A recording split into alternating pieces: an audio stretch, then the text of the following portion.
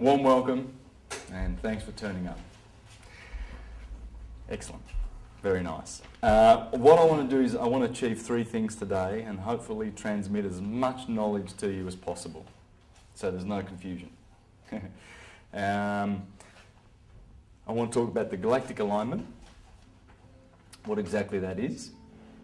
I want to also go through a story, the most amazing story that has ever been told. That there is the sun and all of the constellations of the heavens. All of them. That's the ecliptic. You see this sine wave? That's the journey that the sun makes backwards through the 12 signs of the zodiac. And as it goes backwards, comes to the age of Pisces where we are. Pisces is over here, Aries, Taurus. But the sun, that's the ecliptic. In other words, that's the passage of the sun, and this is the galactic equator. Okay? So this story that the sun journeys and takes every day, he does all of that. So our roof in the heavens every day goes around once, that away. Every year it goes once, that away. But every 25,920 years, being the official figure for precession of the equinoxes, it goes backward. So we derive from this three cycles that are fundamental to the storytelling of the gospel. This is the one and only gospel that exists. The Vedas come from here. This is the Vedas. There's 4 Vedas, are there not? 1, 2, 3, 4. It's the 4 seasons. There are 4 gospels, are there not? There are 4, but there are 1. There's 1. And so we're going to learn about this, and as we go through the 12 signs of the zodiac, I'm going to show you that there are also in the decans, which mean these are 30-degree slots, by the way,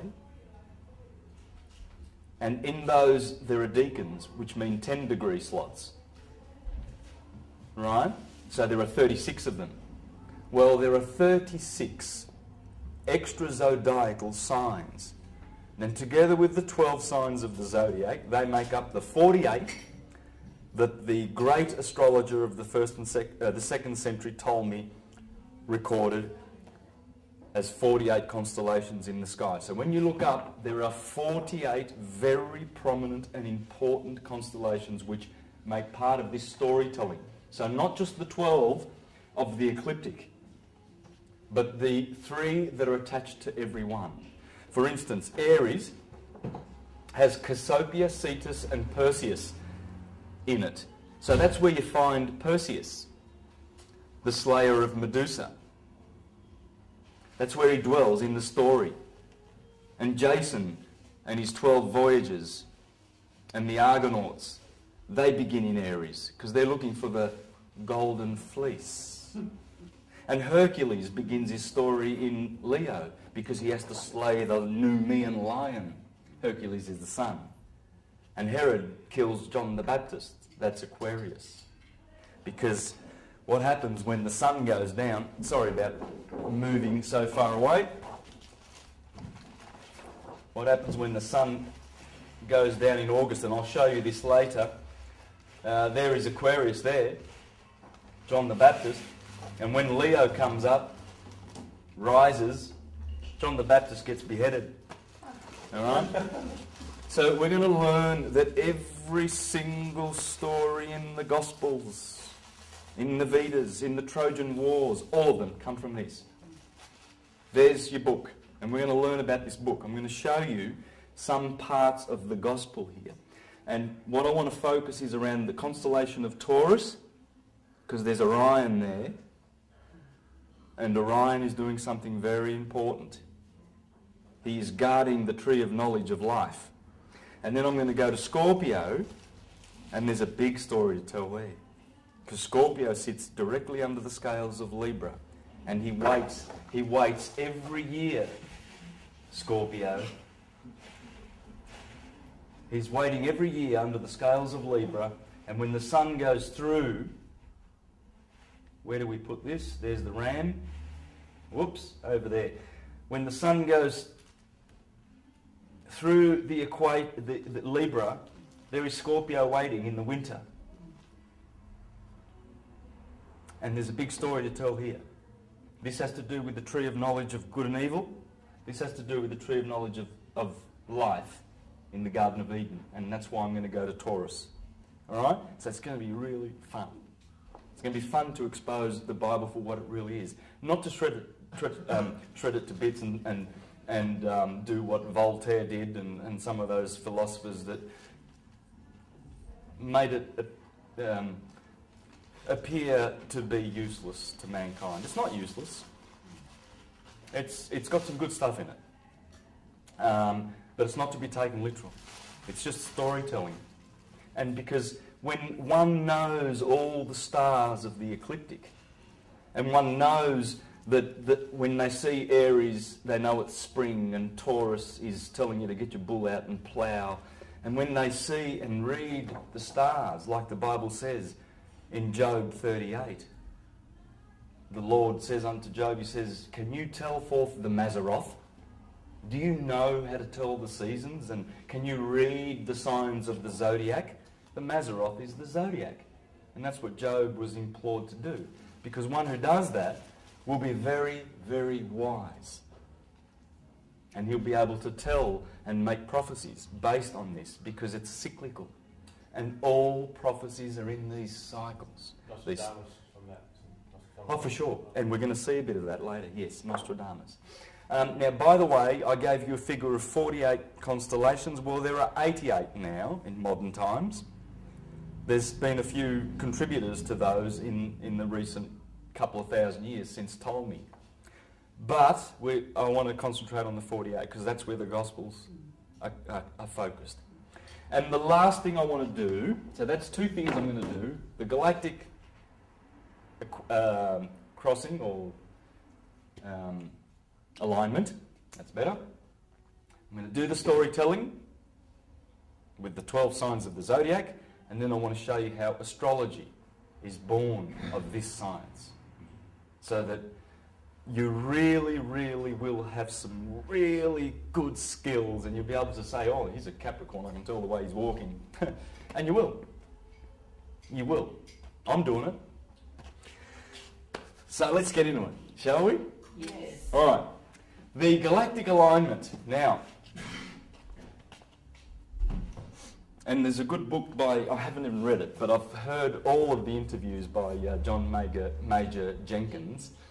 Yeah, he's got a book on the galactic alignment. Now, a lot of people are talking about a planetary alignment. Well, there ain't none. Ain't any. There aren't any. There will not be one. Correct myself as I go. That is, I'll put it up that way because the ascendant's on the right position. Sorry I didn't have time to make any proper visuals that you can really see clearly. That is 2012. The 21st of December 2012, you will notice there are no planets aligning. Not a one. Well, there are. There's the Moon and Uranus in Aries. But that's it. So if it's not a planetary alignment, as a lot of people are erroneously suggesting, what is it? Well, it's a galactic alignment, okay? I'm going to draw a graph, and what I'm going to base it on is the terrestrial version of this sine wave that's happening in the skies. There is an old map, and as you can see, the equator is there, and you see the passage of the sun through the 12 seasons. All right, 4 seasons. They're really 12. But, or you can say 2, summer and winter. And as you see, the sun will climb up above the equator, 23.5 degrees, to reach the Tropic of Cancer. Then it climbs back through over here in Libra again, goes through Scorpio, goes down to its death in winter on the 21st of December at the solstice and dies there. To be reborn on the 25th of December 3 days later and climb back the holy mountain of God in the sign of Capricorn. the goat climber who wishes to climb the mountains. Okay? So I'm going to base this, I'm going to draw this up now, and I'm going to show you where the galactic equator is. Now, George, did I send you those links where we can put up the... Yeah, I can do that. Do you think we could do that in around about 5 minutes? I've just thought I'd give you some time. Right. That's fine. Yes, that's good. We'll do that. Well, I'm going to go through that. Now, first I'll do this. So there's the Earth.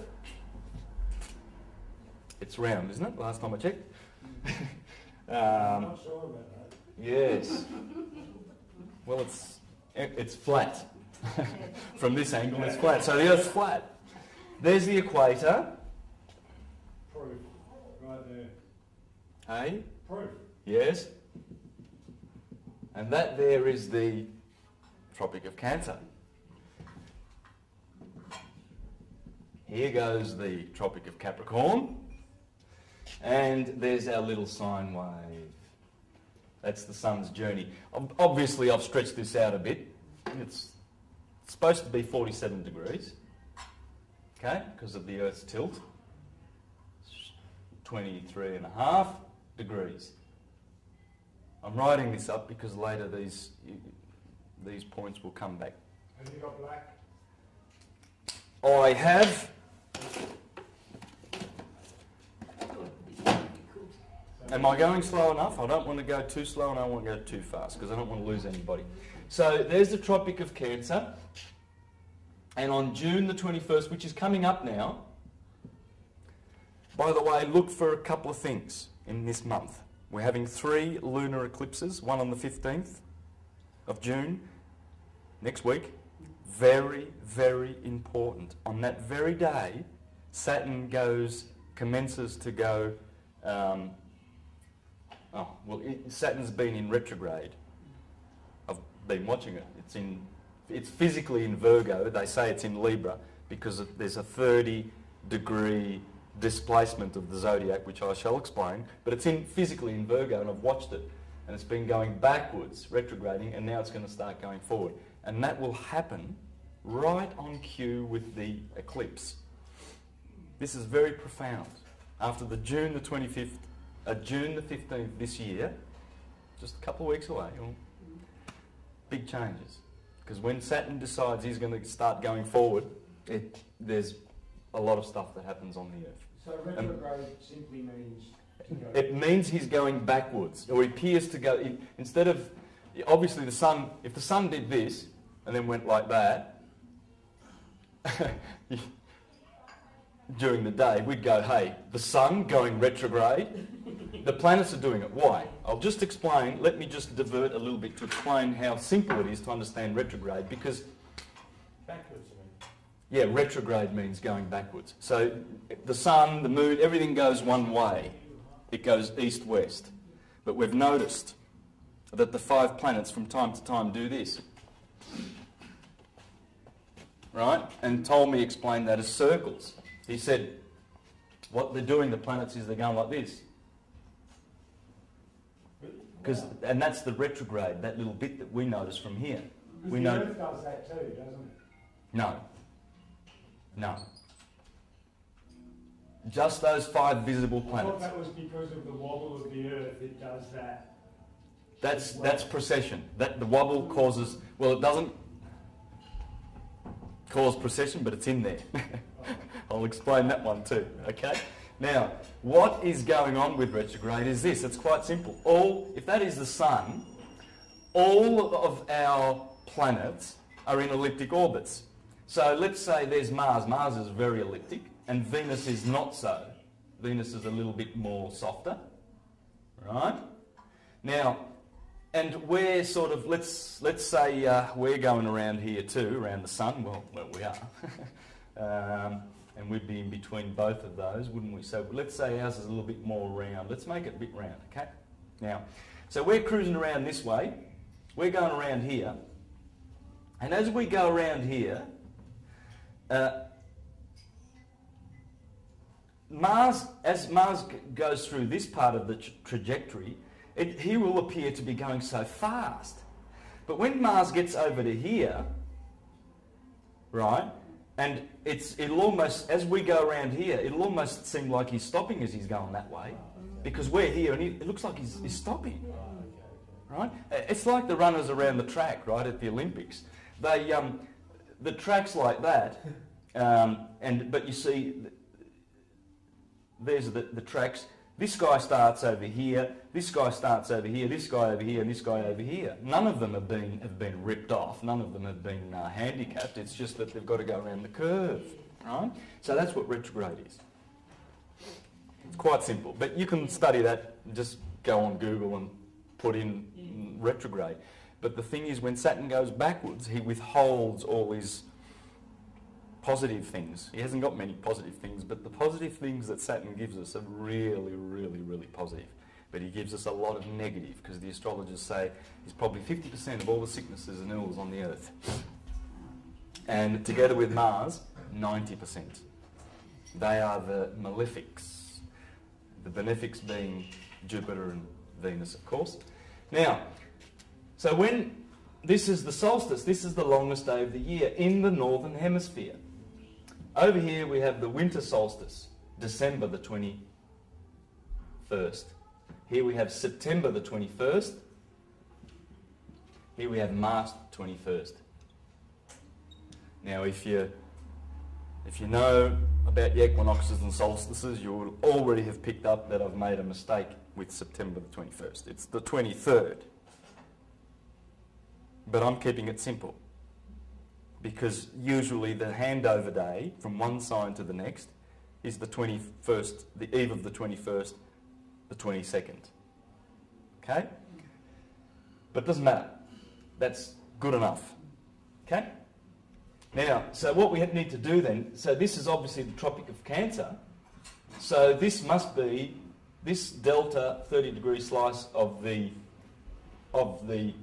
cake is Cancer.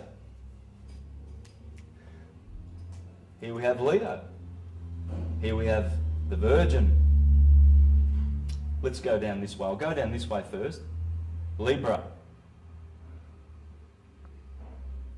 Scorpio, Sag, Capricorn, Aquarius and Pisces.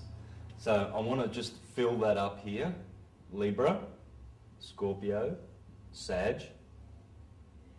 This is very uneven, but I'll do this later and we'll make it much better, because I've got a lot of information to put in here.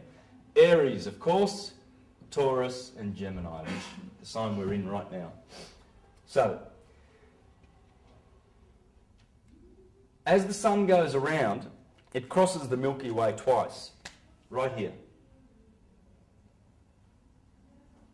That's where the Milky Way crosses. Between Taurus and Gemini, and Sagittarius and Scorpio. Sagittarius's arrow and Scorpio's tail are pointing to the centre of the Milky Way galaxy. I'm going to show you those pictures right now. As I said, there's Sagittarius and there's Scorpio, and they're actually pointing... Oh, that arrow's convenient, isn't it? They're pointing to the centre of the Milky Way galaxy, and there's the ecliptic. See how the ecliptic runs through the zodiac signs? That's the sun's path, but this is the galactic plane. Okay? Now, just take a notice, there's Lupus, the constellation Lupus. Here's Scorpio. This is Ophiuchus, the 13th sign of the zodiac. I'm going to show you what that means later. Sagittarius, Capricorn's down here. Over here you see Centaur. Yeah, you'll notice the Centaur. This is also a Centaur, isn't it? Sagittarius? Right. Half man, half horse. There's one over there too. He's got a spear and he's killing Lupus. But if Lupus the wolf was not there, it would be going straight through Scorpio, and that's what Sagittarius is trying to do. He's trying to kill Scorpio, and Ophiuchus is standing on Scorpio's head in fulfillment of the prophecy in the Bible, you shall be bruised on the heel, and you shall bruise him on the head. Because Ophiuchus means serpent holder, and he's actually holding a serpent. I'm going to show you that in a minute. And this How does the heel thing work? Ophiuchus, Yeah. which you don't see very well on this because this is what you call a starfinder, isn't it? It's just an application on the internet. So it's not really pointing out very well and naming them because there he is. The name's up there. But Ophiuchus is the 13th sign. He's in there between Sagittarius and Scorpio, the famous 13th sign that we're talking about. He's a mysterious character because the Babylonians never put him in there. It was the Greeks and the Romans that put their hero in there. And he's standing on the serpent, about to kill it. And of course Sagittarius wants to kill it too, because in here is the centre of the Milky Way galaxy. And if you I'll give you the application, the computer, the website where you can go to this, and as soon as it opens to this page. Of all the heavens, it opens to this page. Because there's a lot. It goes forever. It goes right around 360 degrees. But it right where the crossing is, this is the galactic crossing. This cross here, this ecliptic, along with the galactic plane, this is called the divine cross, which is in the sky. This cross here, the equinoxes and the solstices, is the mundane cross. When they intermesh on the 21st of December 2012, they make an 8-spoke wheel in the heavens that Nostradamus speaks about. The divine cross, that one, and we're lining up to it. I'll show you how. This is really nice. This is really good stuff. Okay?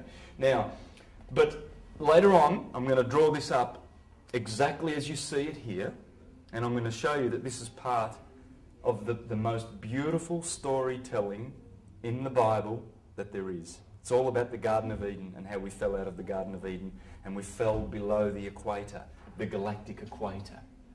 And then we've been looking for this galactic cross for 24,000 years. Earlier on I said 25,920. That's the Egyptian figure. That's the Western figure. In the East and other cultures, they gave it a figure of 24,000. 24 hours. It's 24,000 when corrected. 25,920 is the outer figure, uncorrected. Because as we are travelling around our binary star, Sirius, it speeds up as we get close to her in the Golden Age, and then the Silver Age as we part from her, and then the Bronze Age and the Iron Age, where things are very, very slow. And then it speeds up. And to get some very accurate information on this, I recommend to read this book by Walter Crittenden and all these scientists that are proving beyond reasonable doubt that we are in a binary with Sirius. And he explains the figures are in here, in this book. In fact, there it is. That chart there explains that precession is speeding up. So it will reduce to 24,000 years. I'm going to use 24,000 years. Hold the chart for a second again. Chart? Yep.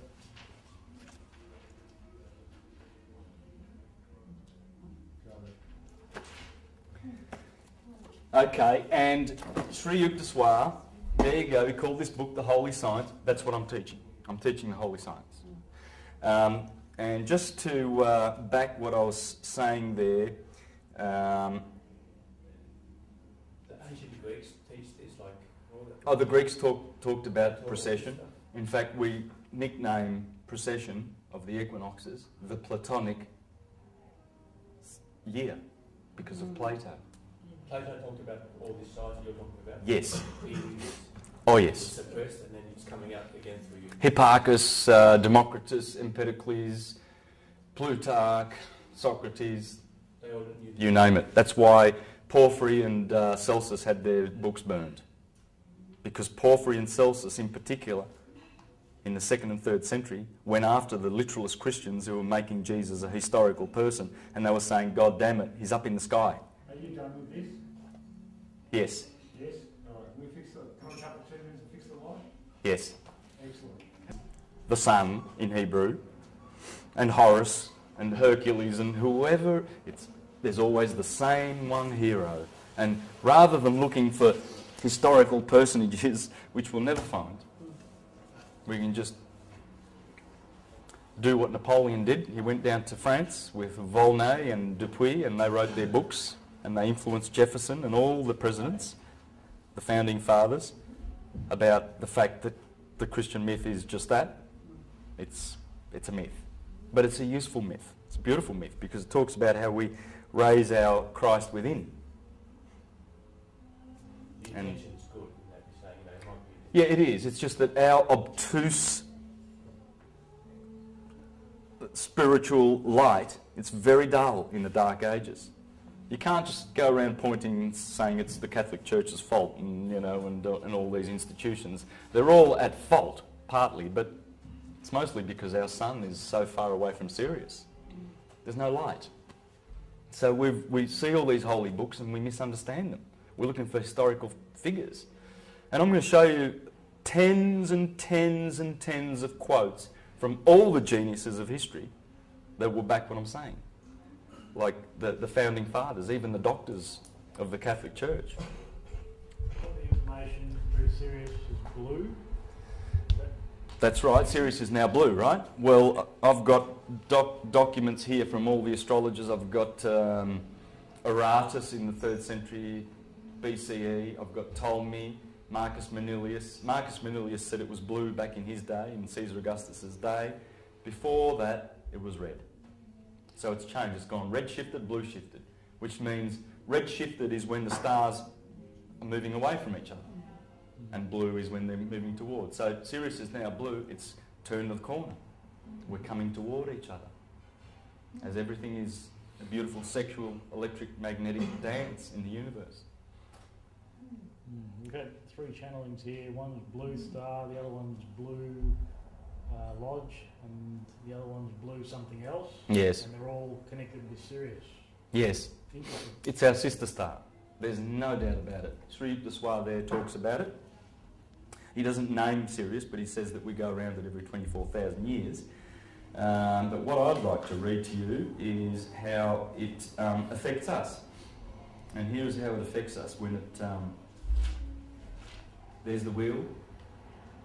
There's the Yuga wheel. Kali Yuga, Dvapara Yuga, Treta Yuga, Satya Yuga. Golden Age. That's how the Yuga works. I've got a bigger version of this somewhere in my books, but I can show you that later. You can have a look at that. That's the cycle. But it's the cycle backwards going through the zodiac, you see. Because we're in the age of Pisces now. 2,000 years ago, Aries. 4,000 years ago, Taurus. And so that's 6,000 years of history. And this appears to be when the Christians say the Adam and Eve story happened. Well, there's Gemini, Adam and Eve in the Garden of Eden. And they fell out when our equinox fell out of that sign. And the equinox is down here at Pisces. It is now right over here, about to go into Aquarius. And then we will be in the age of Aquarius. Opposite will be Leo. And guess what? Where will the solstices be? Well, they'll be here. Right in line, because the solstice has been here. If the equinoxes have travelled from this point since the time of, say, Jesus, and I'm going to explain which Jesus came 2,000 years ago. He came, but it's up in the sky. Because when Pisces comes, finally when we get, the equinox gets to be enjoyed by the fish. At the start here, in here there's a constellation called Cephas. Cephas is the king. He's got his foot on Polaris, the pole star. And he sits in the dome of the northern stars, which is called the throne of God, because he's the king. He's on top. Cephas is on top of all of this. As you wrap the heavens up like this around, this is the northern dome. This is the southern, where we are in Australia. These are the southern stars. So the Southern Cross will be somewhere here, connected to one of the 12 signs of the zodiac. So this is round, of course. It's a sphere. And up here is where Cephas is. Well, Cephas, he gets the job of putting Polaris on the throne. Because in the northern stars, there's no true north. I mean, there's a true north, but there's no star occupying that spot. There are 7 stars. Over this 24,000 year backward cycle, there are 7 stars to get to sit on the throne. And when Polaris gets his chance, that's a type of Jesus, because Jesus means also the coming one. See, the sun is always coming, going, coming, going. Every year it goes down to winter, comes back for summer to give us some food. It's our saviour. And he goes away from Sirius and he goes back to the golden age to give us our light bodies back, and we go into higher dimensions.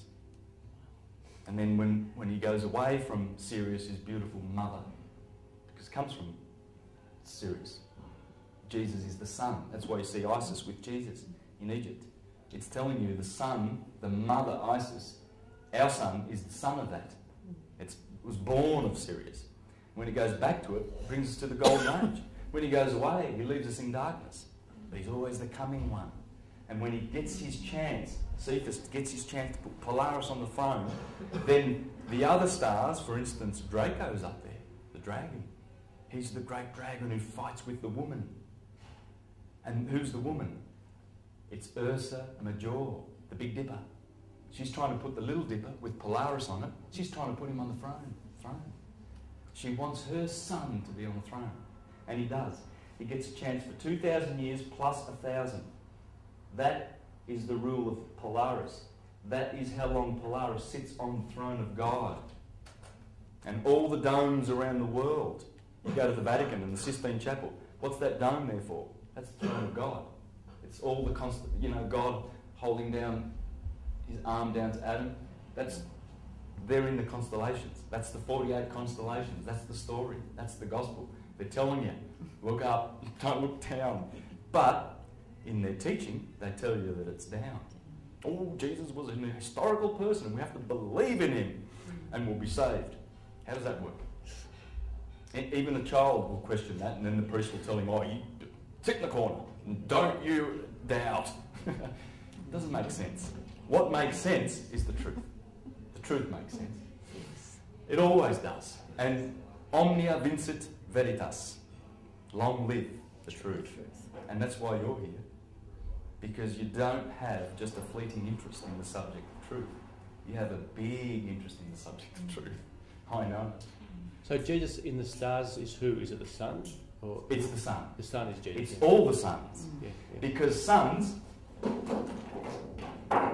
Like Sirius. Let's divert for a little bit because we're gonna try and pin.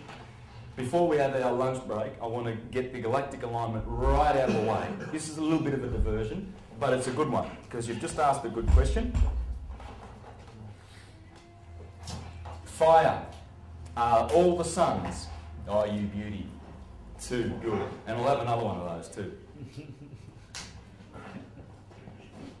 Thank you. Cameraman's very helpful. Oh, thank you. First time you said that. Yes. Multi-purpose. Well, I always tell you what you want to hear when you're around. That's a female, okay? Now, people get offended when you talk about a divided universe. It is. It's a divided universe. It's a duality universe. People get offended. They go, no, it's not. It's a one universe. Well, it is. Uni means one. But in order to manifest material things, the one God of light, the cause, the ether, must, with his 4 elements, he must have magnetic, or what's called negative electricity. This is electric. This positive electricity. This is negative electricity. That's good and evil. That's all it is. Okay? And so you see that 2 elements are male and 2 are feminine. Let's not be offended, okay? It's Just help to me, Mike. Do I need to put that back on? I prefer I can do it. touch Big boy. Thanks. So, what was your question again? Can you just refresh me? Who's Jesus? Oh, Jesus, in the yeah. stars? So all of the fires in the sky are Jesus's. They are that's what's called the Son of God. What do you mean by fires in the sky? How do you mean that? The electric fires, the stars. All the stars you see, all of them, they're just the phenomena of electricity. Okay, I want to perhaps just read something very interesting that Walter Russell says in his book.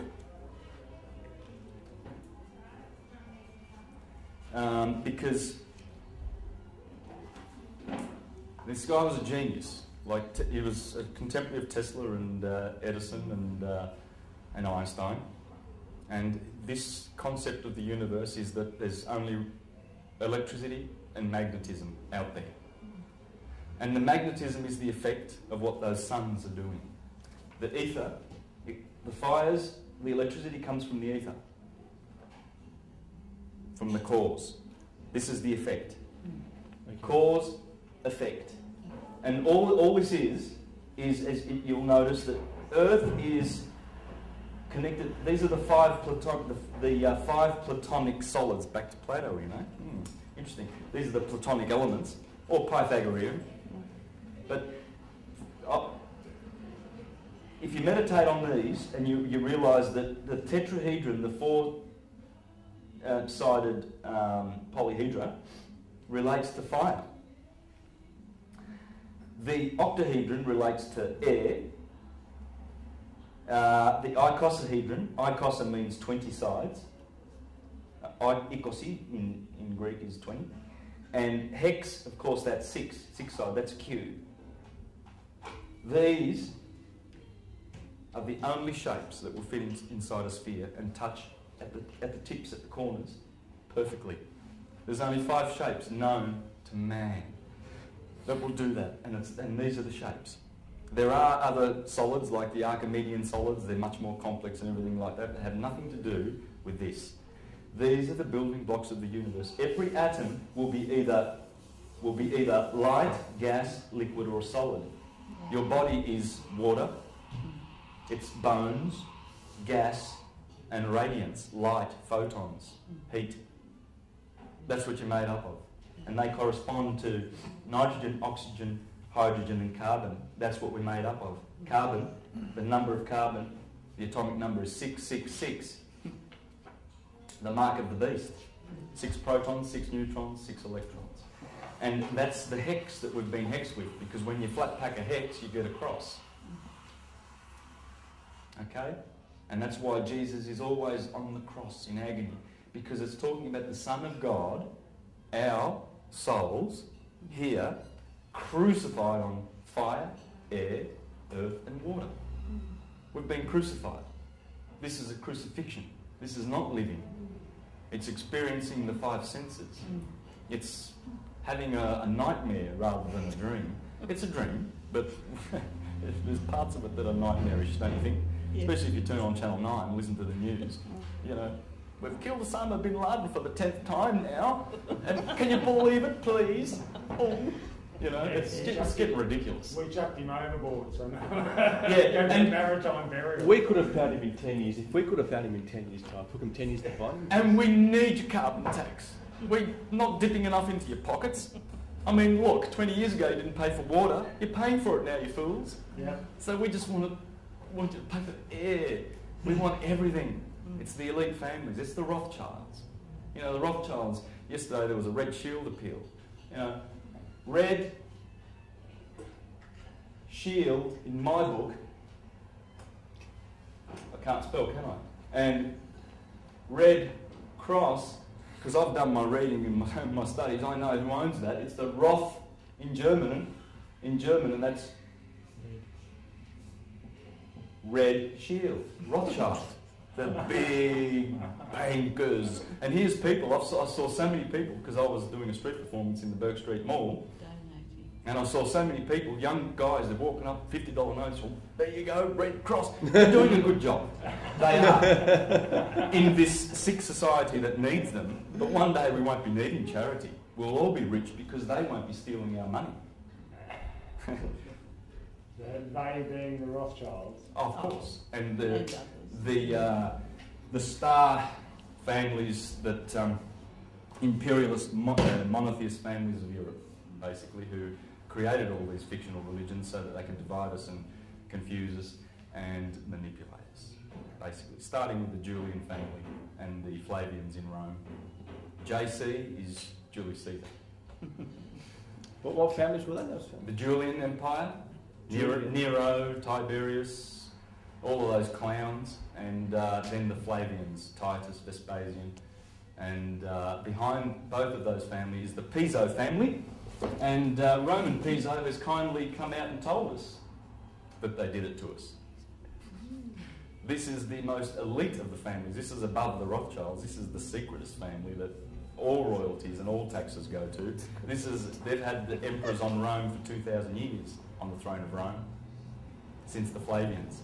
It's who's the name behind the Flavians. And he tells in this book, it's a beautiful book, and he's not the only one. There's other people who have written about this conspiracy to deceive mankind. And they've been sued for it too, the Catholic Church, for profiting from the gullibility of mankind with this supposed Jesus story. They've been sued by it? The Catholic Church has been sued? There was a gentleman who's dead now in Italy called Luigi Cascioli. I followed his work. He's written books about exposing this and how the Vatican has been using the lie of historical Christ to manipulate mankind and to deprive them from the knowledge that we are all Christs. We're all one human, divided into many little humans, having separate dreams, but we're all one.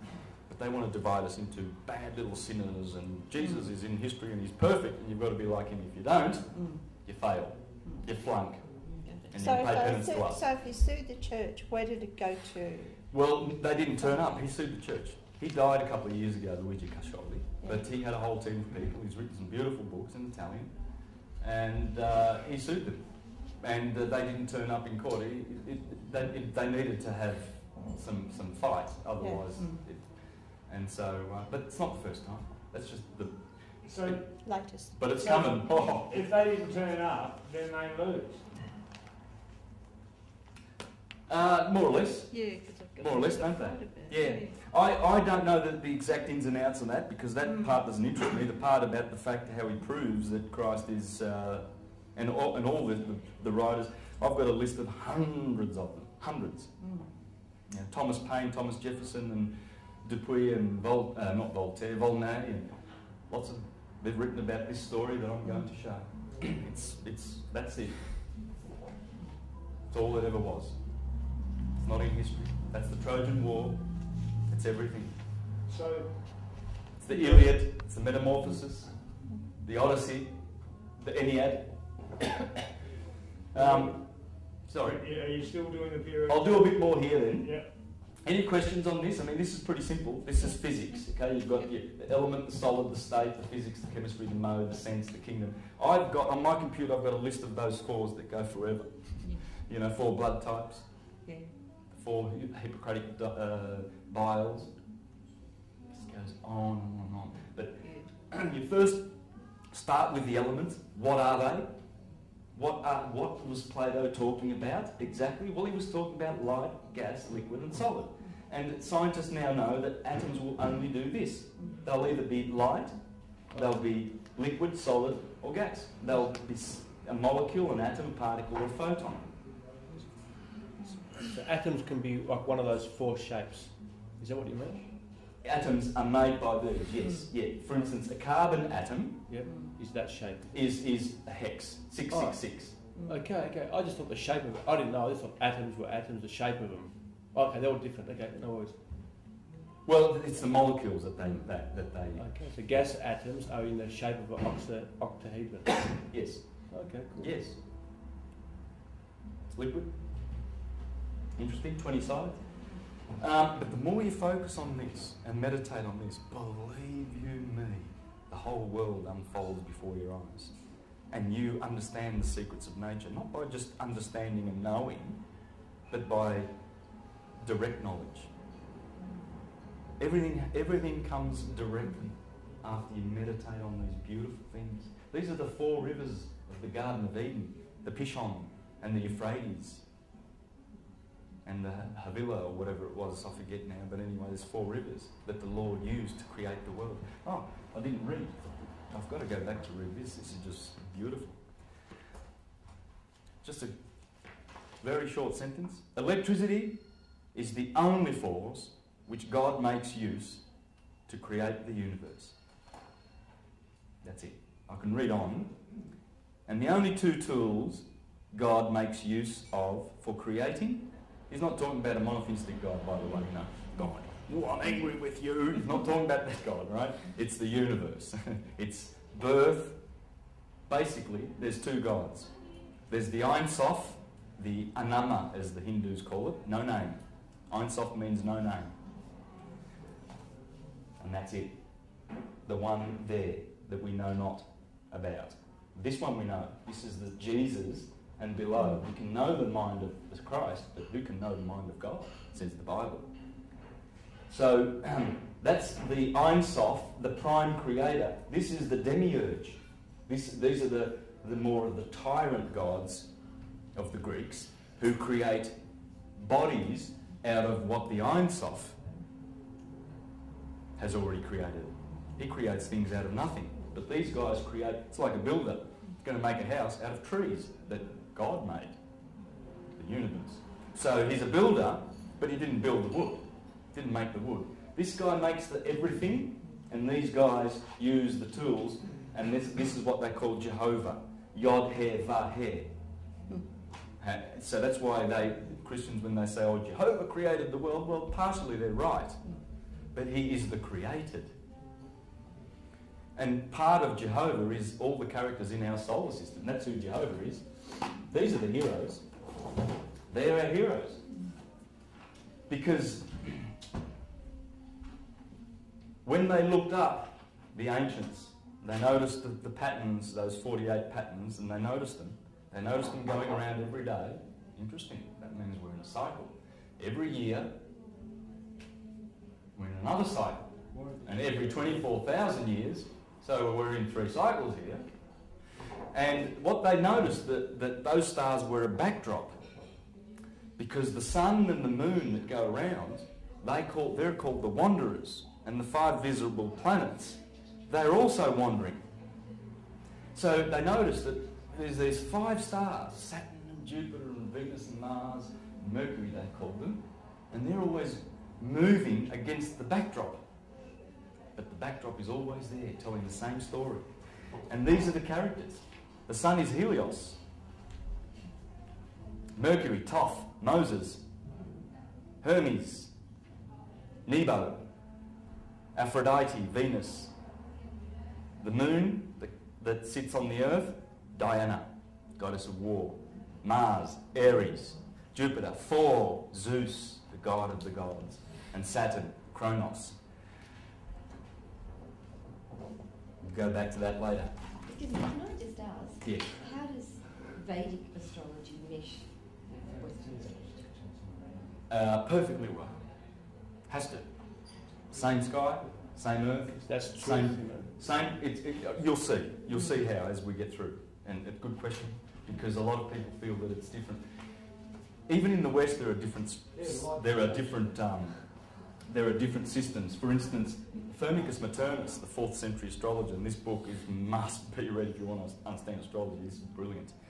Firmicus Maternus disagrees with Ptolemy 200 years prior to him, and Marcus Manilius 200 years prior to him, in their systems, you see, because as we have the equinox, so in Vedic astrology, for instance, one thing is they're saying that we've been in the sign of Virgo for the last 2,000 years.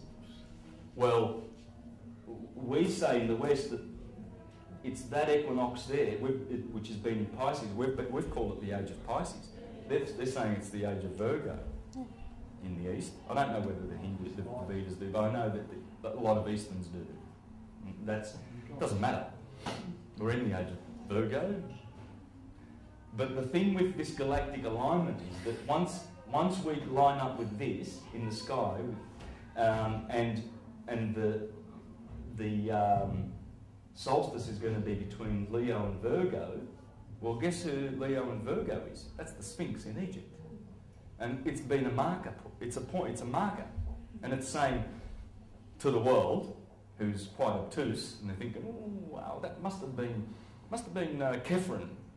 Kephen's the image of Kephren." Well, it doesn't matter. It's telling us that when the equinox hits that point, that is the galactic alignment. And just wait to see how beautiful this galactic alignment is. It's going to make a lot more sense. I haven't explained anything yet. Right? Just a quick question on the shapes. How are those shapes formed? I mean, the hex one is obvious from the carbon, but what about the other ones? How are they formed?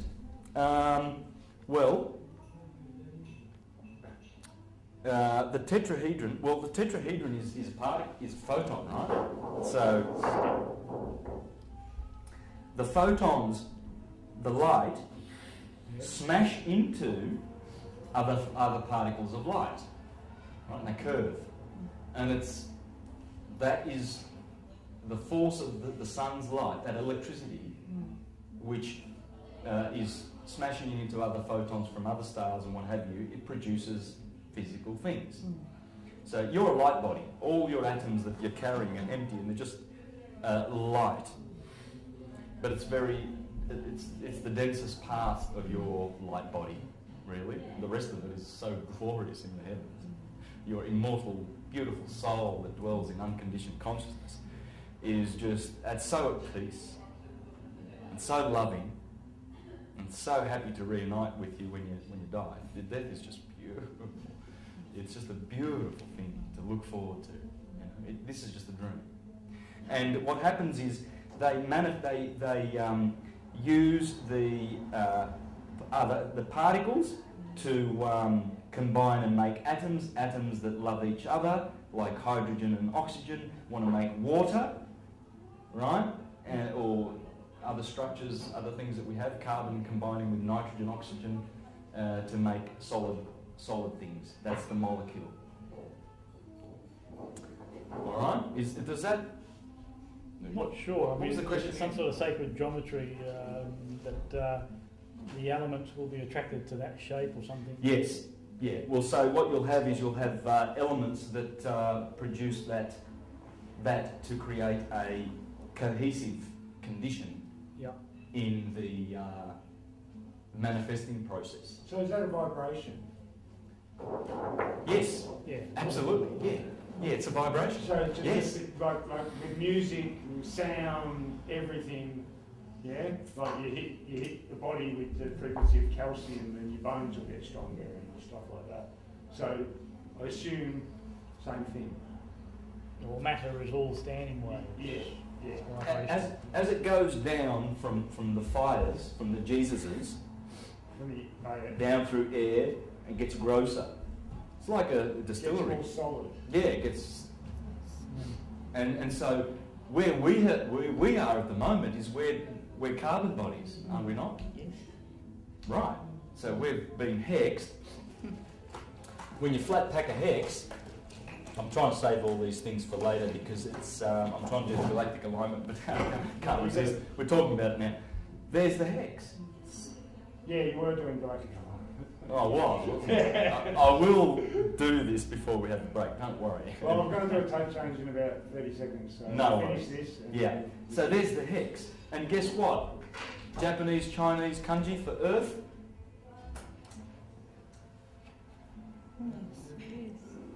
That's the ground, and there's your fire, earth. By the way, this is male and this is feminine, is it not? We learnt that. So you've got earth over here, water over here, because they're both on the bottom. They're feminine, they're magnetic. And does that look like east and west to you? And then you must have male here, so we'll put the fire there and the air down here. Well, air, as I've got on there, is also spirit, S, and fire, Nur, that's north. That's fire, Nur.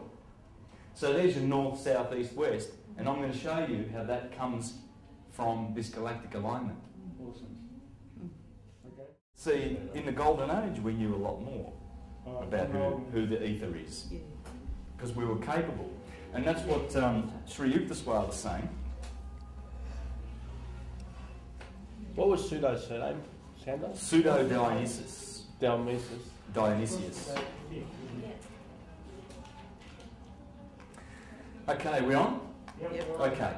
So this is what he says about this beautiful 24,000-year cycle that we live in. When the autumnal equinox was at the first point of Aries, the sun began to move away from the point of its orbit nearest to the grand centre, toward the point farthest from it. That's when the equinox was in Aries. That's when the golden age happens. Aries is the start. Aries is the golden one. You'll see how important Aries is. It's the start of everything. We Arians, we're just so good, aren't we? I've got to find it, Just yeah. keep telling us. Alice, I won't be able to live with her.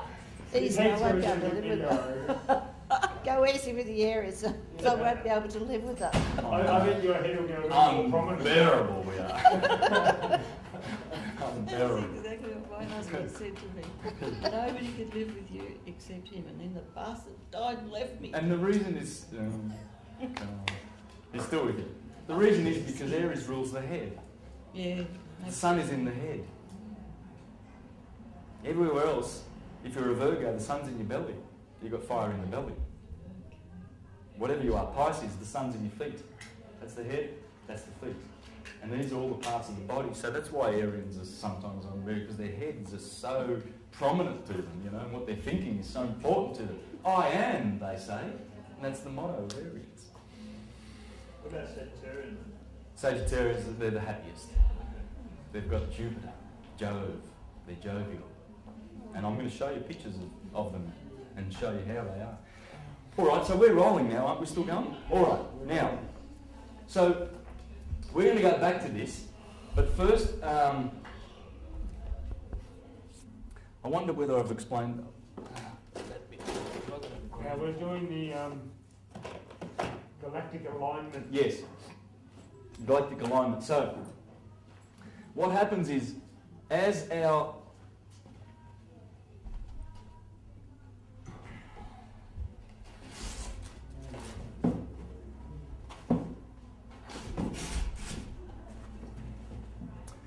Alright, so imagine there's, that's where the,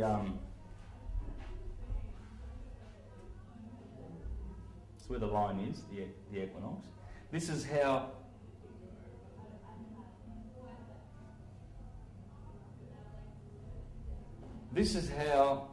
the zodiac stands.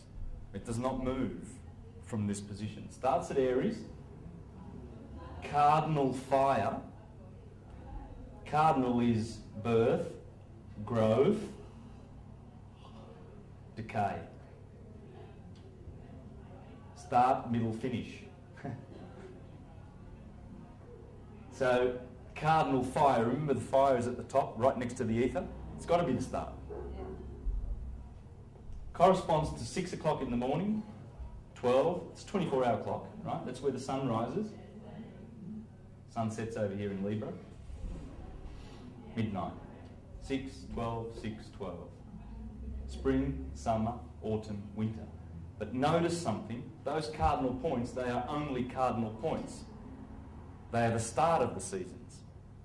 The midsummer is here. The midwinter is here. And that's the mid in Taurus. Notice the fixed signs. The middle of the seasons are in the fixed. Midsummer is here. If you're in the northern hemisphere. In the northern hemisphere, yes. By the way, just please relocate yourself to the northern hemisphere. All right, it's all opposite here in the south, but you've got to stay with the story because the story was told there before it ever was. The Aboriginals have got their version, and it works down here too. It all works. It all works. But what I'm doing is I'm just doing it in relation to that because, as we will see, these are the signs of the summer and the life. This is good, this is evil. These signs are the signs of evil. Alright? Not qualitative evil, it's just electricity and magnetism. That's all it is. Okay? Now, so as I said before, the cardinal point is not in Aries anymore, it's in Pisces. So 2,000 years ago it was here, when Polaris sat on the throne. And it's been travelling down here for the last 2,000 years, all through the age of Pisces. The sign of the cross, that's the cross, by the way. And as Marcus Aurelius said, watch those mutable signs, because they are doubled. 2 fish, 2 twins, Mercury, the hermaphrodite, 2 natures, Sagittarius. So you see, the cardinal points are important because they sit on the cardinal points. The fixed points are also important because they sit in the midst of the season. And they're your cross-quarter days. That's all your cross-quarter days. Cross-quarter days being the 8-spoke wheel on Earth. And you've got Easter, May Day, May the 1st, summer solstice. What do they call this? It's midsummer day.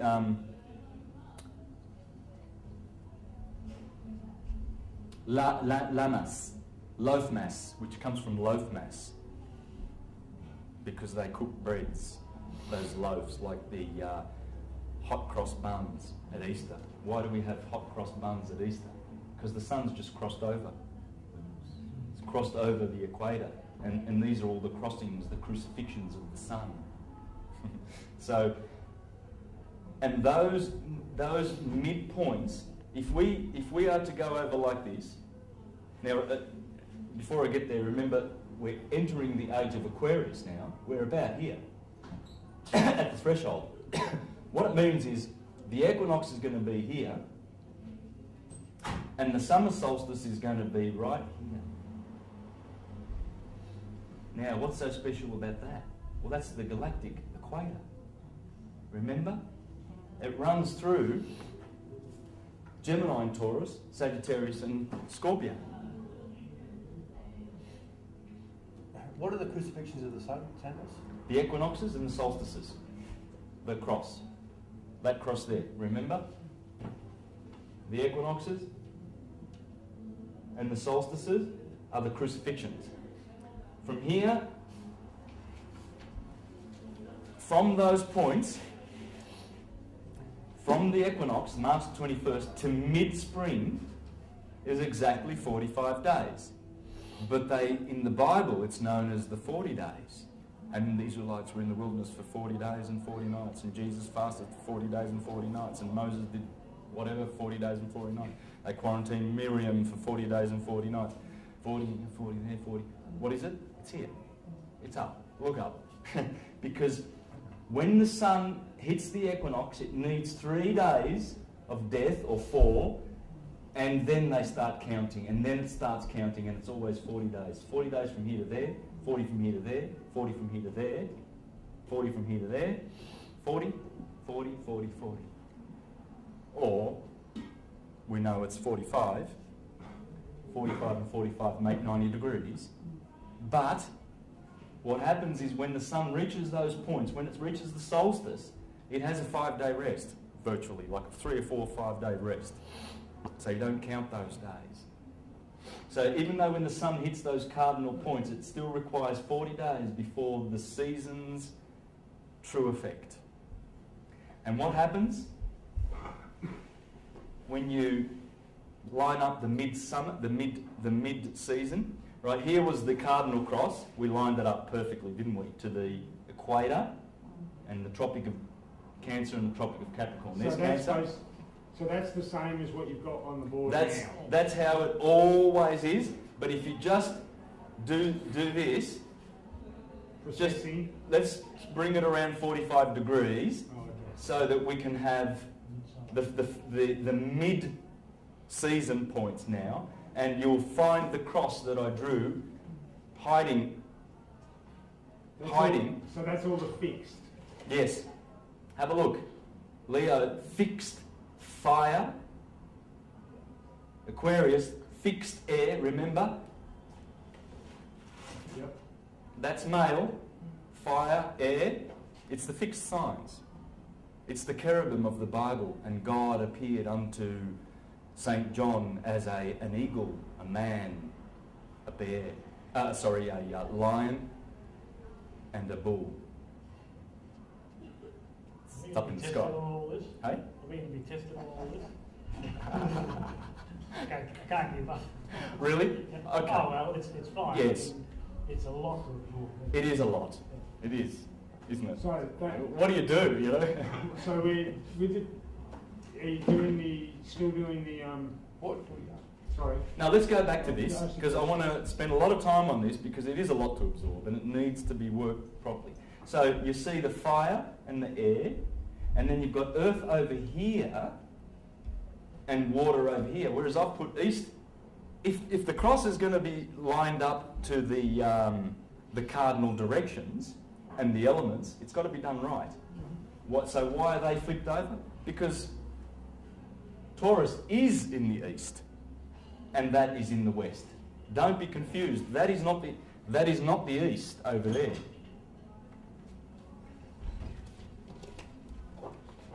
Because we are going around the sun anti-clockwise, Aries really starts at that point, not at that point, even though they've got a little figure for Aries over here. But the Earth is going around that way, so the east is over here. So Aries and Taurus are in the east. There's your cross. There it is there, and it all makes sense. It has to. It's the fixed signs. The fixed signs go perfectly with east, west, flipped over of course, fire and air. That's it. Now, we're going to have a look at that, how it looks in the sky. This galactic alignment.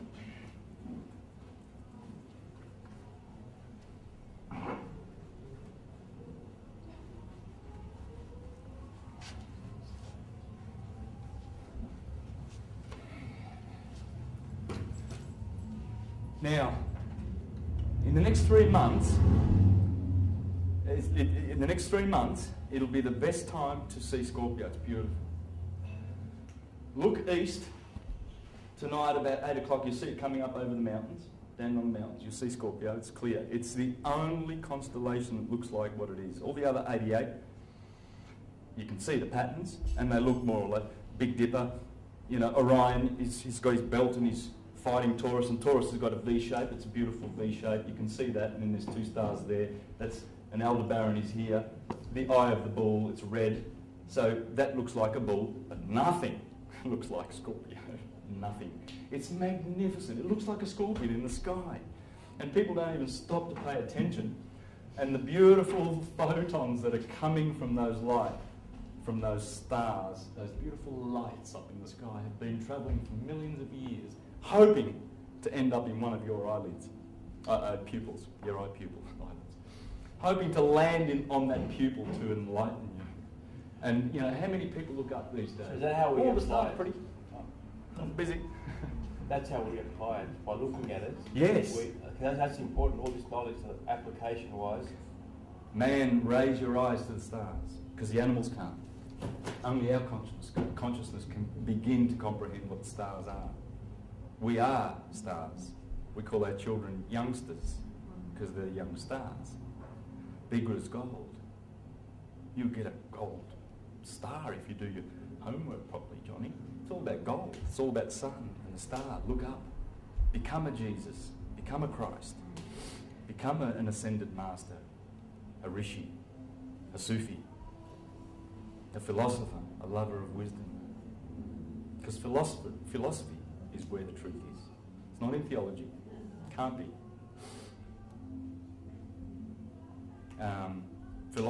Under philosophy comes ethics, physics and logic. How we know the world, what is the world made of, and the world being what it is, how do we live in it to secure happiness. That's all there is to know. And then under that comes the 7 liberal arts. The 7 liberal arts, grammar, logic and rhetoric. Grammar, logic and rhetoric. Where, what, when, who, how, and why. And then you have arithmetic, geometry, music, astronomy, or cosmology. Arithmetic, numbers, 1, 2, 3, numbers. Geometry, numbers in space. Music, numbers in time. Keep the time, man. Yeah. And that is numbers in time and space. Astronomy.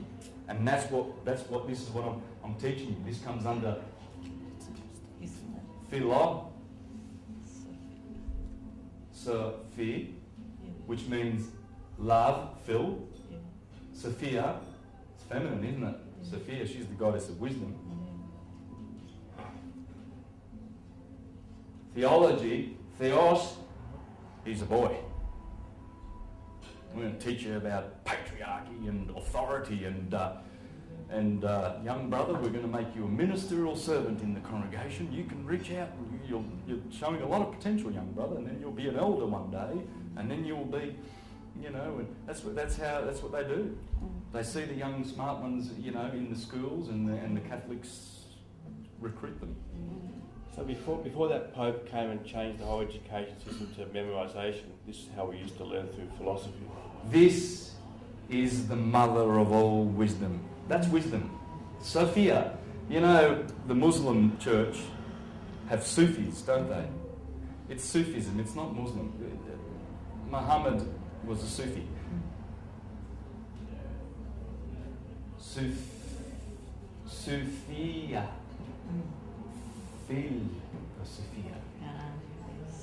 The Sufis. It's wisdom. Wisdom. It's the right brain, the sixth sense. The boys are stuck in five senses, the male side. It demands, the brain which dwelleth in darkness demands that the five senses feed it information all the time. What does it feel like? Brain? Solid. What does it smell like? And it's a tyrant. And it always gets fooled. It gets information. It's like when you're in a dark room and you bump into something. Oh my God, it's a monster. So you run over here and you're scared of a monster, right? And then someone turns the light on. Oh, it's just a fan. Oh, for goodness sakes. So that's what our mind is doing. And these people are in the mind. And they tell you what to believe. And they give you ignorance, superstition and fear. Don't ask questions, get in the back. How dare you doubt? This is what you believe. and fear. You're going to hell if you don't believe our dogmas. And my mother did. Yes. She had. So philosophy is in the heart. Well, let me finish, you'll see. She thought she was going to hell. Yes. You know how many people have perished? They have dissolved their light bodies in guilt. She did. My mother, my God, she's getting better because she's getting into this. Look, my mum. And I've pulled her out of the Jehovah's Witness organisation, a whole family. Well, my mother went back from, she read a few of my books and then she gave up. And then even with the morphine pumping through her, 9 days. Let go, Mum, let go. Irene, she just wouldn't. Irene, isn't it? Yes. Yeah, Irene, they have been mind controlled. Yeah, brainwashed. And brainwashed so hard that they prefer to die in misery and not see the light in the end because it's so comfortable. It's like a dog that gets kicked all the time and gets used to getting kicked. And the moment he sees his cruel master, he's used to it. Bit of fear. And he doesn't know. You see a dog that's been beaten, even if you give it kindness for 5 years, it still doesn't know whether to trust you. This is why they get their children when they're 7 years old and start sodomising them. Pedophilia is rampant in all the Christian organisations. It's rampant. I don't want to go on negative things about it today because we don't need to. No. So no one's victim. No. They've chosen to believe. Yes. They are God. Yes. Beautiful. Yes. Say no more. That's beautiful. Thank you. So which philosophy teachings are the right ones and who's good at teaching that? Okay. Well, dogma, ignorance, fear and superstition, and morals they give you.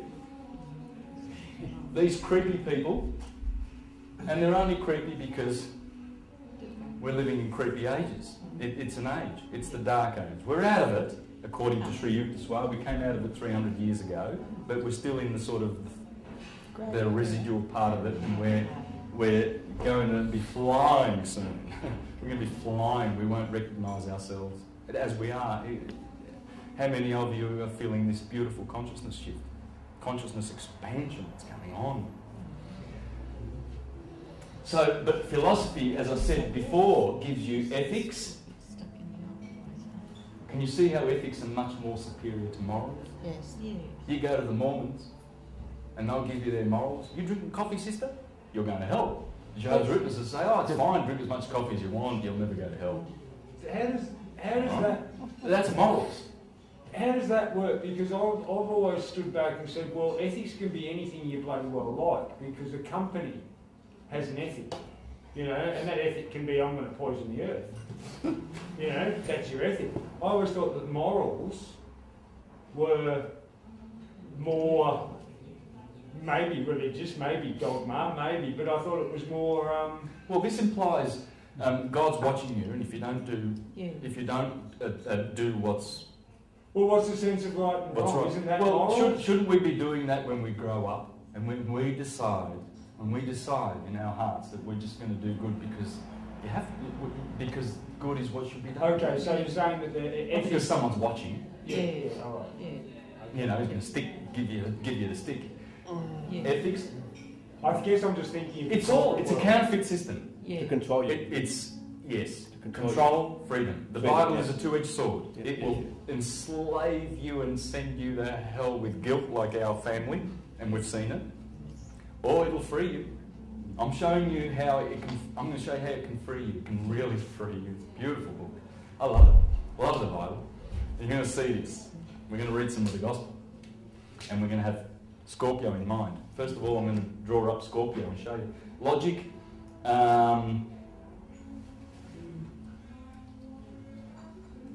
Physics.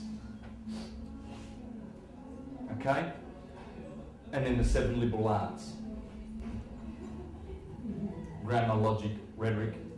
And this is how people used to live in the Republic of Rome and Greece. Rome was a republic once. America too. But then democracy comes along. It morphs. And what's democracy? Well, mob rule.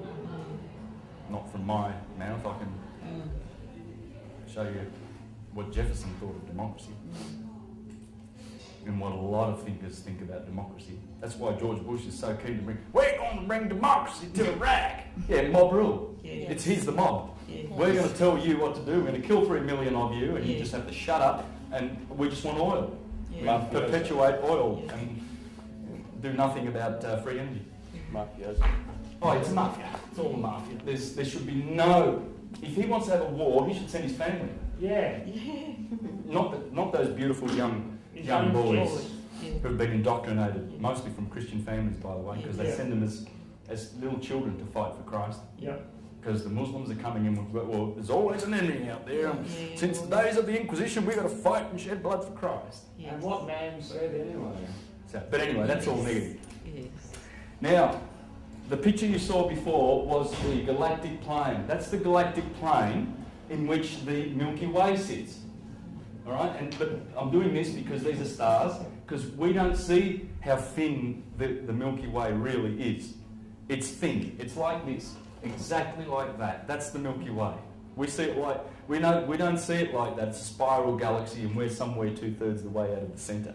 But that's what we see when we look up. We see that. And that's it.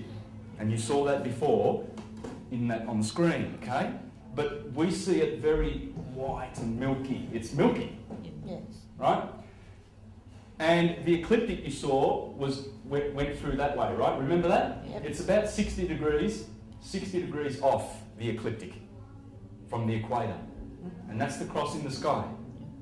We're going to line up to that, because what's going to happen is our solstice on 21st of December is going to actually go like this. The Earth's axis is going to be pointing there. Right there, where Scorpio, let's draw Scorpio now. This is what you will see at night.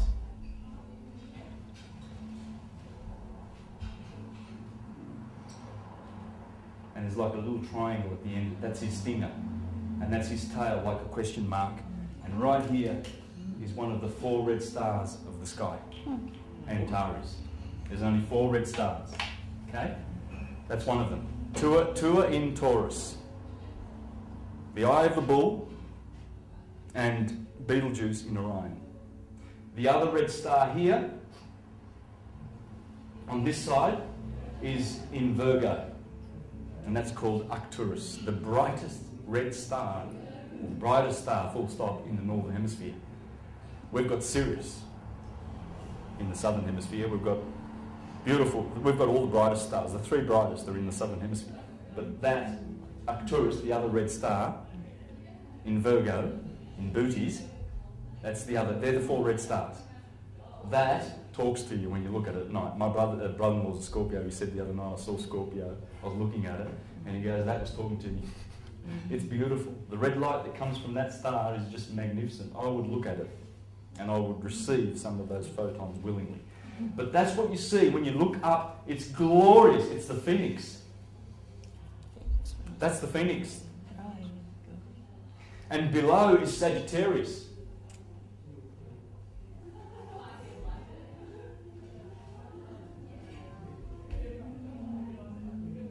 Let me do a nice little horsey. My wife's Sagittarius and I call her a little horsey. She's so happy. And here, I think red would be better for the bullseye, don't you reckon? Yep.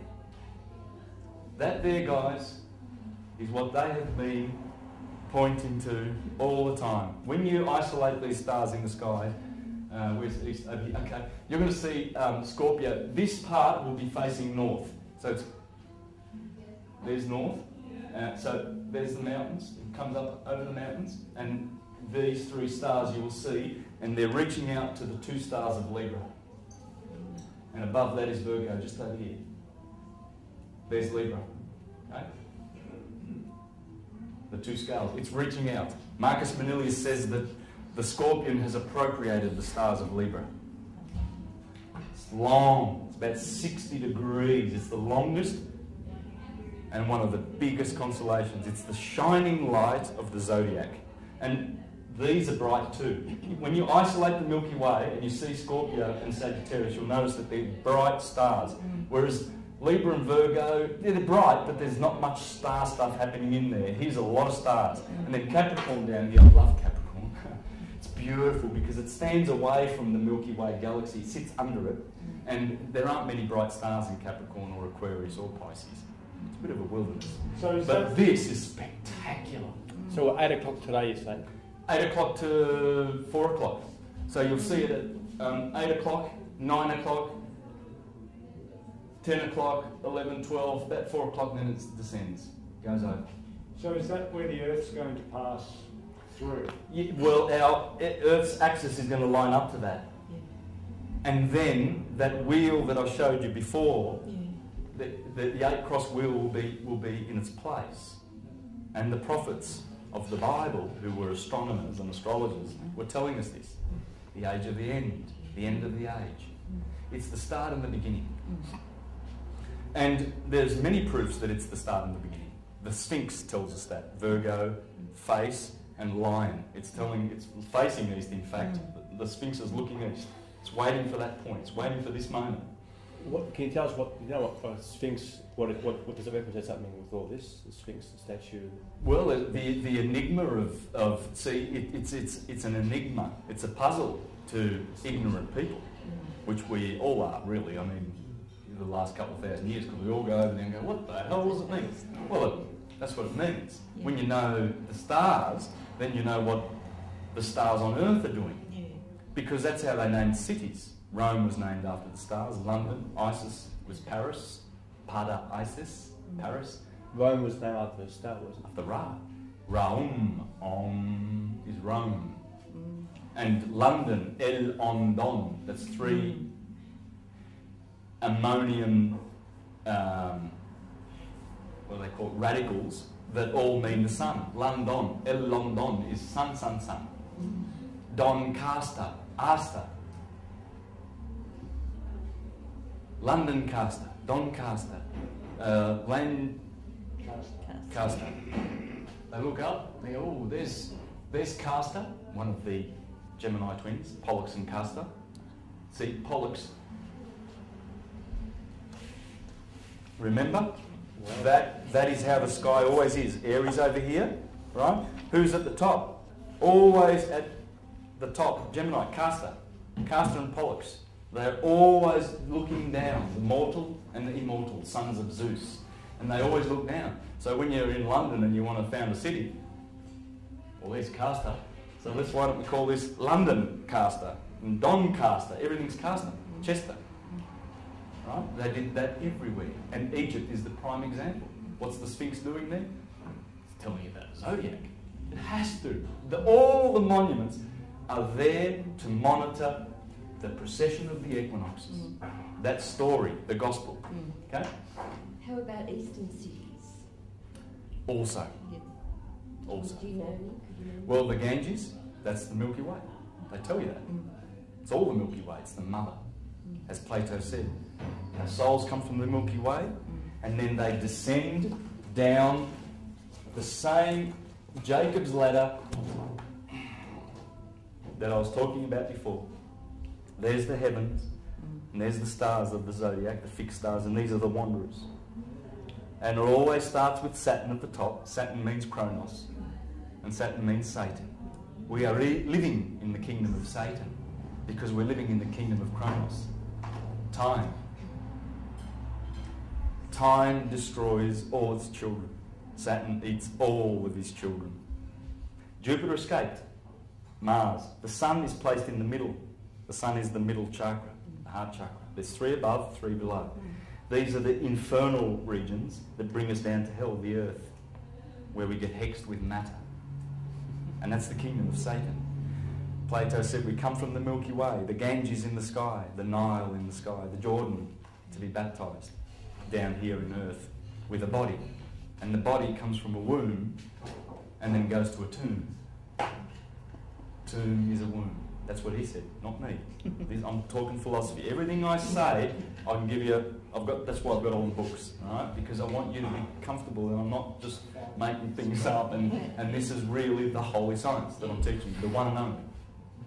Right? And I want you to know that, and be really blessed with that information because it's a true blessing. Now, remember I said there's a fucus. A fucus is standing on the head of the serpent, and he's carrying a serpent, and the head of it is pointing to Libra. That was in the crop circle. Yeah. A fucus means serpent bearer. And he's standing on the scorpion, being bruised in the heel, and it happens around the Sagittarius Capricorn time, doesn't it? That's when the winter happens, and the sun gets bruised in the heel, just like Hercules. Right? And Jesus gets it in the heel, right? Over here we have the 2 pointers.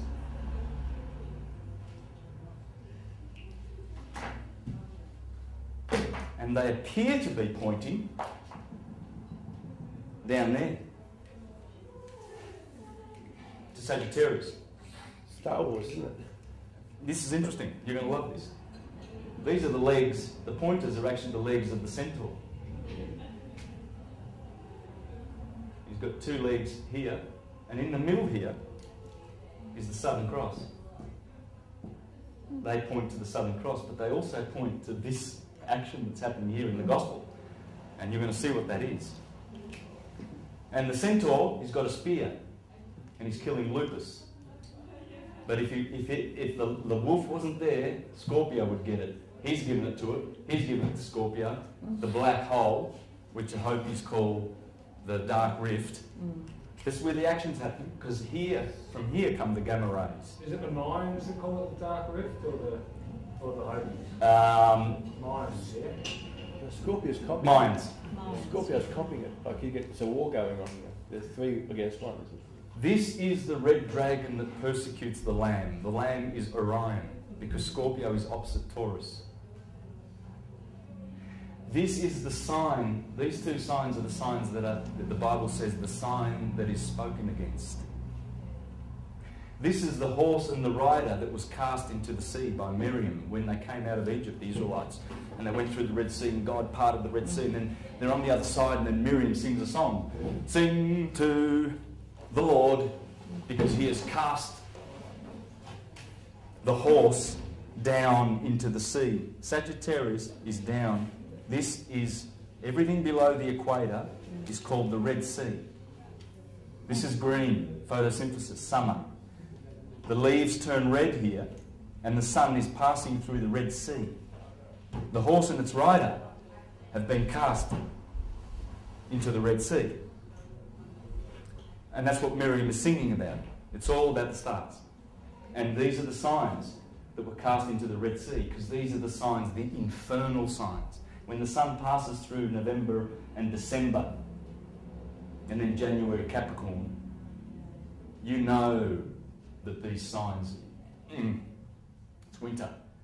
There's no food in the pantry. The snow is, you can't even open the door because there's snow and you're stuck. And if you haven't got a bit of oil and olives and bread and cookies and something to eat, death is certain. Death is certain when these signs, once the sun passes through the equinox of Libra, September the 21st, to be judged, that's Delilah, because Virgo is just above there, Virgo, Delilah who betrays Samson.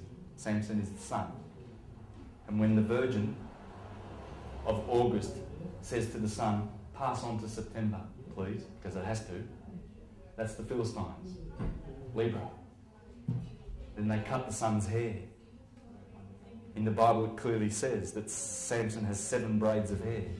What are those 7 braids? Proclus calls the sun the 7-rayed God. Because have you noticed the body of the man, the spiritual organs inside our body, the 7 colours of the rainbow? Have you noticed that they are the 7 rays? That's the 7-rayed God. Because those planetary bodies, the wanderers, the rulers of our solar system, the cosmocrators, the Elohim of the Bible, let us create man in our image. Those dudes there, Saturn being one of them, is reflecting light from the sun. There's only one body that gives us direct photons. It's the sun, direct light. All the rest are reflectors. And it's the refraction of that light which they pass on and magnify from the one pure white light of the sun that gives us all the different humans that are on the earth, as Vettius Valens says, and Firmicus Maternus. So is that, what did you say? That's what Sagittarius, that's Taurus, that's what makes you... Can you say what you said just again? I think that was very important, what you just said a second ago. Yes. That was a very that important... all those planets, because they refract planets. that portion of the light. Mars gives us red light of the sun. It's fiery. So Aryans have that fieriness because they've got a lot of that red light. Because he's collected the white light from the sun and said, oh, I don't care about the other part of the spectrum. I'm going to send on the red, and Venus sends on the green. And they're reflecting the light of the sun back to us. That's how it works. The planets are, the 7 planets. The planets. They're reflecting the... And these are the lights that they concentrate on. They own those particular colours, those 7 planets. The sun gives us that one. He's in the middle. Right? So that's exactly, with the galactic alignment, we're actually getting aligned with the gravity of the black hole, correct? Yes, that's exactly right. So and once the North Pole, because the North Pole is pointing to this, because they'll have their winter on December the 21st next year, 2012, in the Northern Hemisphere. So obviously the Northern Pole must be pointing there. It's winter. It's pointing away from the sun. It's pointing to here. So they've got winter, right? Now, that is when maximum, that's a stargate. That's maximum gamma rays get downloaded to us. If you're not ready, you're not getting ready. And I'm going to show you some of the things that the philosophers said that you need to be ready. Your food, eating of animals and flesh is a no-no. Sorry. But I'm going to read that to you from Pythagoras and Plutarch and all of the greats. That's one thing you can do. What date? What was that? On what? 21st of December 2012, when it lines up. Okay. That's the magic date. That's the solstice. Okay. Down here, the solstice. Because remember, that solstice point, the cross on earth, the mundane cross, and the cross in the heaven, the divine cross. Okay, there's a lot of speculation about the date 2012. This astrological cycle, you know, time moves a little bit, it's 365 and a quarter days, etc., in a year. So in 2012, this date we've all come up with, 12th December, whatever, December 2012, this astrological zodiac lineup chart and this that all lines up with that date. Yes, yes. The cross, the ecliptic that runs through here, remember I put that there? Mm-hmm. The ecliptic, that's the sun. The sun's going through Libra, it goes through Virgo. It goes that way because our solar system is 60 degrees that way inclined toward the galactic plane. Yes. It doesn't rotate on the same plane. That's all it is. So that it causes a cross in the sky. And by the way, that day there every year is November the 22nd, the day they killed JFK. November the 22nd is the only day, and May the 22nd, opposite in Taurus, the only days that the sun actually goes through the equator. So that happens every And that's why it's so important, because that is the day. It has to be aligned to that. Yeah. So It has to be. how often do we go through the galactic plane? Every 24,000 years at this junction. Okay. Every 12,000 years, also. So Because this is the sine wave. Could you draw us as it the passes sine wave above would be here. It would go like this. Oh, So okay. that would continue and go like So that. it's a very large sine And it wave. crosses over here in Gemini and Taurus. Yeah. So the Milky Way, but we don't see Gemini and Taurus now. We're going to wait 6 months. Gemini and Taurus are over there now. But for now, for the next 3 months, check out Scorpio, it's beautiful. And you see this, the phoenix coming up out of all this. And here, it looks like, the Milky Way actually looks like a serpent. Just check out that website, or any website, go to and get a Google image of the centre of the Milky Way galaxy, and you will see this. You will see Wow. that's the serpent eating its tail. That's the Ouroboros. When the ladies with their rings and the serpent eating the tail, and the Jews with their Ouroboros and the Leviathan, and all of those stories about the serpent eating its tail. Rainbow serpent. That is it. It's a rainbow serpent. Pretty powerful Yeah. stuff. It's the serpent in the sky. So Because that's- the Milky Way is the feathered serpent. Yes. They're a coach. So is But it's a that, couple. is that the black Yeah. space in the Milky Way? Because It's of- black. Actually, it's very luminous around it. around it. We see, but it's actually it's a dark. Yeah, black. okay, because the black space in indigenous, that's old man Emu, right? The indigenous fellows will say, look up into the sky and you'll see old man Emu, and he's got his neck spread out, and you know, that's. But, so if we're on a slightly different angle, I can see how that could be interpreted into this. Yeah. Go out and have a look. Just be careful with Scorpio though when you see it coming over. It's not facing on the board. It's those three stars are actually pointing north in the northern direction toward the northern skies. So just I can't turn the board around, right? So to show you that, but remember that.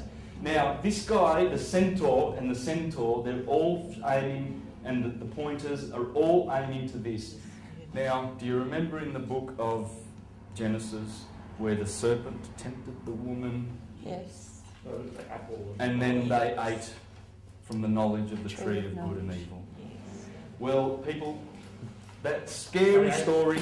They ate the fruit of the tree of good and evil. Yes. The equinoxes are called trees, pillars, brothers, twins, Jacob and Esau. This is the tree of life, because when the sun crosses over from the winter, from the Red Sea, and the children of Israel come up out of the Red Sea, they eat the Paschal lamb. That's when Nisan 14, when the full moon, and they have their Passover celebration, and the Christians on the first Sunday thereafter, they celebrate Easter because the sun is in the east. Yes. Remember, this is the east because the lamb is coming up. And when they see the lamb and they look around and there's blossom, it's springtime. Yeah. It's the start of the year. Yeah. That's the start. And the blossom is the wool of the lamb. And the Christians celebrate the marriage of the lamb. And they celebrate the Easter, the Passover. The sun has passed over. This is in the Garden of Eden, this is the knowledge of the tree of life, because the cycle keeps repeating eternally. It's a cycle, so it's the tree of life. It gives you life because it brings you into summer, photosynthesis. This is the cycle of the tree of the knowledge of good and evil. Because this is good and this is evil. Remember, the top half is, you live in the top half.